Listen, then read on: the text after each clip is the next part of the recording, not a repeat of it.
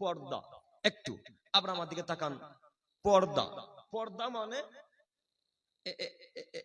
এর ভিতরে আব্দুল করিম আছে না হিজরা আছে, বুঝতে পারা যাবে না, তার নাম কি? কথা বলে না, তার নাম পর্দা। তা আপনার স্ত্রী এমন বোরখা পরেছে যার উঁচু নিচু সব বোঝা যায়, এটা কেমন বোরখা? এর আর কেমন পর্দা? আপনার স্ত্রী সমস্ত জায়গা ঢেকেছে, মুখটাকে উদাম করে রেখে দিয়েছে, মানে দরজা বন্ধ জানালা খোলা নাকি? এটাই আপনার স্ত্রীর বৈশিষ্ট্য। এগুলো তো পর্দা নয়। পর্দা মানে ভিতরে কে আছে, হিজরা না পুরুষ না মহিলা, যে বোঝা যাবে না, তার নাম পর্দা। তা আপনি এমন বোরখা কিনে দিলেন যে বোরখার বডি কত সুন্দর বোঝা যায়, কোন জায়গা কেমন, কোন জায়গা পাতলা মোটা মিহি সব বোঝা যায়, এটা পর্দা নয়। এই পর্দাকে লাথি মেরে চূর্ণ ছিঁড়ে ফেলে দিয়ে আগুনে পুড়িয়ে দিতে হবে, পানিতে ফেলে দিতে হবে। এই পর্দার 5 পয়সা ইসলামে কোনো মূল্য নেই। এই পর্দার 5 পয়সা কোনো ইসলামে মূল্য নেই। এই বোরখার 5 পয়সা কোনো মূল্য নেই। একটু আপনারা আমার দিকে তাকান। সম্মানিত মা ও বোন, আপনাকে আমি একটা হাদিস পেশ করে আপনার দিকে এগিয়ে যেতে চাইছি। আব্দুল্লাহ বিন আব্বাস রাদিয়াল্লাহু তাআলা আনহু বলেন, রাসূল সাল্লাল্লাহু আলাইহি সাল্লামকে জিবরাইল বললেন, মুহাম্মদ সাল্লাল্লাহু আলাইহি সাল্লাম বলেন, যতবার মোহাম্মদ বলবো ততবার কি বলবেন? সাল্লাল্লাহু আলাইহি সাল্লাম। জিবরাইল বললেন, মুহাম্মদ সাল্লাল্লাহু আলাইহি সাল্লাম, একটু দেখেন তো জান্নাতের দিকে কে আছে, একটু দেখেন।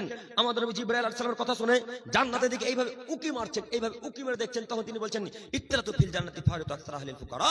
আমাকে যখন জিবরাইল বললেন জান্নাত দেখতে, তখন আমি এইভাবে উকি মেরে যখন জান্নাত দেখলাম, জান্নাতের দিকে লক্ষ্য করে দেখলাম, জান্নাতের অধিকাংশ অধিবাসী শুধু দরিদ্র দরিদ্র, জান্নাতের অধিকাংশ মানুষ শুধু গরিব মানুষ, জান্নাতের অধিকাংশ মানুষ শুধু দরিদ্র মানুষ, কিছু ধনী ব্যক্তি। ধনী ব্যক্তি কিছু জান্নাতি, বেশিরভাগ মানুষ গরিব মানুষ জান্নাতে যাবে একটু।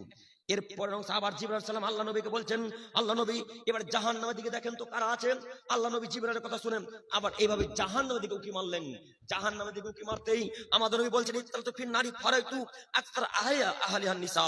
আমি যখন জিবরাইলের কথাতে জাহান্নামের দিকে দেখলাম, তো জাহান্নামের দিকে লক্ষ্য করে দেখলাম অধিকাংশ জাহান্নামী শুধু নারী আর নারী, শুধু নারী আর নারী। জাহান্নাম বলতে শুধু নারী আর নারী। আল্লাহ জাহান্নামকে পরিপূর্ণ করে দিয়েছেন নারীদেরকে দিয়ে কিছু পুরুষ মানুষ। বুখারী মুসলিম হাদিসের বিবরণ দ্বারা বোঝা যাচ্ছে সব থেকে বেশি জান্নাতে যাবে গরিব মানুষ, ধনী ব্যক্তি কিছু যাবে, সব থেকে বেশি যারা জাহান্নামে যাবে তারা হলো মহিলা মানুষ। একটু সম্মানিত মা বোন, আপনি কি বলতে পারেন আপনার জাহান্নামে যাওয়ার এত কারণ কেন? আপনি কি বলতে পারেন জাহান্নামে যাওয়ার এত কারণ কেন? জাহান্নামে যাওয়ার সবচেয়ে বড় কারণ মহিলাদের স্বামীর কথাকে অমান্য করা।